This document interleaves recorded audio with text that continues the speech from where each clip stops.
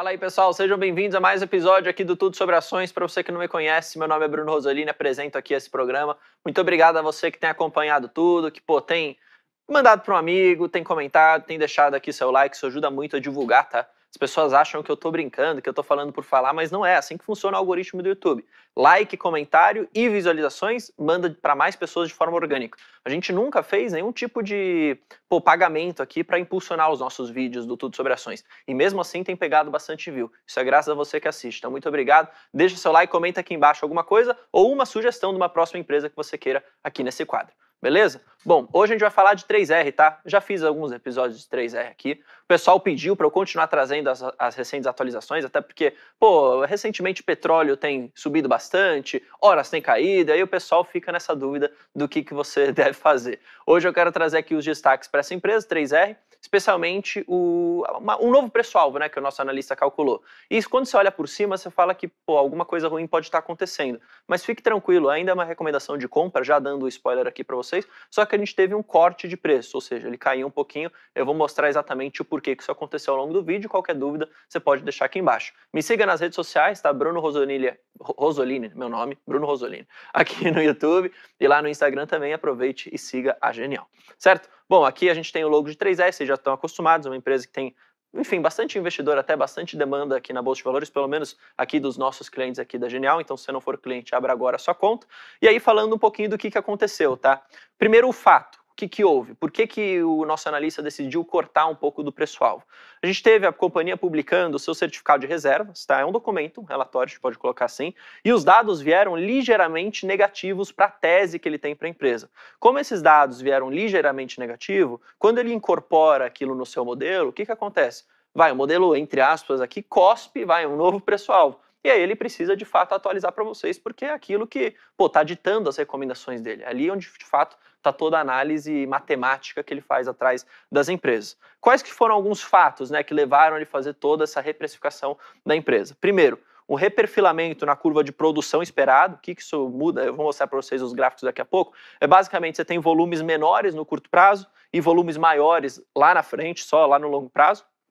Basicamente é uma postergação do pico de produção, mudou, ele achava que isso aconteceria mais no curto prazo, não vai mais acontecer. A gente teve um adiantamento, né, de investimentos esperados, ou seja, você vai ter um maior desembolso de caixa no curto prazo. Ele esperava que isso fosse acontecer ao longo aí do tempo e não necessariamente tão próximo assim. De novo, companhia distribuindo mais caixa, tendo que investir mais, isso muda toda a tese. Não que seja ruim, tá? Não que faça com que a empresa vá à falência ou que seja um péssimo case. Não é, eu já dei o spoiler para vocês. Continua sendo uma recomendação de compra, ele continua vendo essa empresa de uma forma bem positiva. Agora, isso daqui foi um fato que não foi tão bom para a tese que ele tem, né, como eu já comentei para vocês. E também você teve uma atualização na curva, né, de preço do petróleo. A gente sabe que isso varia bastante, até de certa forma bem volátil. E aí o que ele preferiu fazer? Tem a curva de mercado, ele preferiu usar a curva dele, né, de certa forma, que é um pouco mais conservadora que a curva do mercado, ou seja, os preços são menores e, obviamente, isso acaba também afetando um pouco de como que aquela empresa vai gerar de receita no futuro, como vai ser a geração de caixa e, obviamente, qual que é o valor justo dela. Então, basicamente, são esses 3 pontos, né, que saíram desse relatório, que mudaram um pouquinho a tese dele, mas não a ponto dele falar, pessoal, segue o baile, larga a 3R e vá para outra. Não é esse o caso. Bom, vindo aqui, né, nessa tela, o que eu quero mostrar aqui para vocês, tá?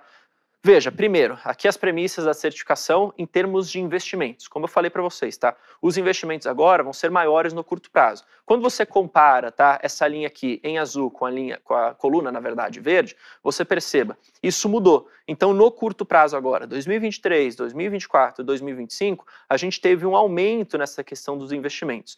Quando a gente olha pro longo prazo, tá? Aí a gente vê de fato isso diminuindo, né? O que é um pouco da tese que ele falou, mas o que mudou um pouco é que a empresa vai ter um desembolso maior de caixa, né, em termos aqui de investimentos no curto prazo. Quando eu falo curto prazo, 2, 3 anos aí, o pessoal acaba considerando como curto prazo, beleza? Quando a gente olha em questão de volumes totais, também houve essa alteração. Então veja, tudo isso ficou basicamente mais para o longo prazo. Então lá 2028, 2029, 30 e 31, perceba o verdinho aqui acima do azul, e aí no curto prazo é o que mudou, a gente tem o azul em cima do verdinho. Ele pensava que seria o contrário disso, por isso que muda um pouquinho a tese. Mas veja, não é algo extremamente relevante no sentido de falar, meu Deus, ele estava errado, ou meu Deus, as pessoas estão pensando que 3R é uma empresa e na verdade ela está se provando ser outra. Não é esse o caso, só mudou um pouquinho e aí óbvio isso vai afetar todas as projeções, todo aquele valuation que ele faz da empresa. E aqui mostrando para vocês, né, isso que eu acabei falando da curva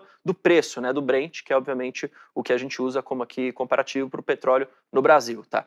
Veja, a gente tem aqui a curva da certificação, que é essa aqui em azul, então aqui você vê o preço do petróleo ao longo dos anos, tudo uma estimativa, tá? Ninguém tem a bola de cristal. Então quando você olha para a perpetuidade na certificação, a gente tem ali $69 ali por barril. E quando a gente olha para a curva da Genial, que é essa curva verdinha aqui, perceba, ele está sendo mais conservador em relação ao preço do petróleo do que está sendo a própria curva do mercado. Então o mercado olha, por exemplo, para 23, 24, 25, ali na casa 77, $73. Quando a gente vê a projeção do analista, que ele usa no seu modelo para estimar o valor justo da empresa e quanto que ela vai gerar de resultado, ele usa 70, 68. Então isso aqui acaba sendo mais conservador e converge quando a gente está olhando para o longo prazo e para a perpetuidade, ali em $64 por barril. Então perceba, tudo isso que a gente está mostrando aqui, que o analista escreveu, inclusive, o Vitão, vocês conhecem ele, no relatório que ele tem aqui embaixo, ele já, detalhou. Então ele está dizendo ali o que aconteceu e ele foi muito bem claro. Fique tranquilo, a empresa não deixou de ser boa. O que aconteceu foi dados novos que vão saindo, isso é normal acontecer, né? Todo analista precisa, às vezes, acompanhar como que vão saindo ano após ano as coisas aqui, para, continuar incorporando no seu modelo e trazendo o valor justo de acordo com a realidade, não de acordo com simplesmente um pensamento do além. Então, como ele vai fazendo essa atualização corriqueiramente, ele vai ter hora ou outra ali uma atualização do pessoal. Mas, de novo, a empresa continua super boa. Para vocês verem aqui na minha tela a recomendação dele, perceba, continua a recomendação de comprar, como eu falei, o preço saiu de 119 para 78. Pô, Bruno, caramba, 119 para 78 é muita coisa. De fato, é um pouquinho.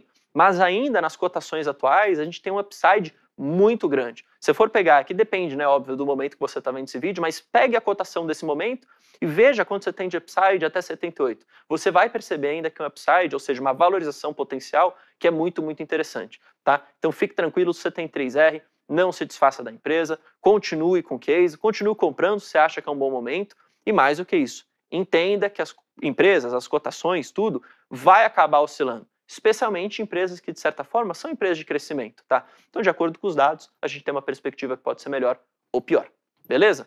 Bom, é isso aí, eu espero que você tenha gostado aqui desse vídeo. Se você gostou, não se esqueça, tá, de deixar, não só o seu gostei, mas de se inscrever aqui no canal, de, pegar esse link do vídeo, mandar para um grupo de amigos seu, ou para o seu irmão, para o seu pai, para sua mãe, ou para alguém que investe. É muito importante isso, porque vai divulgando para mais pessoas, beleza?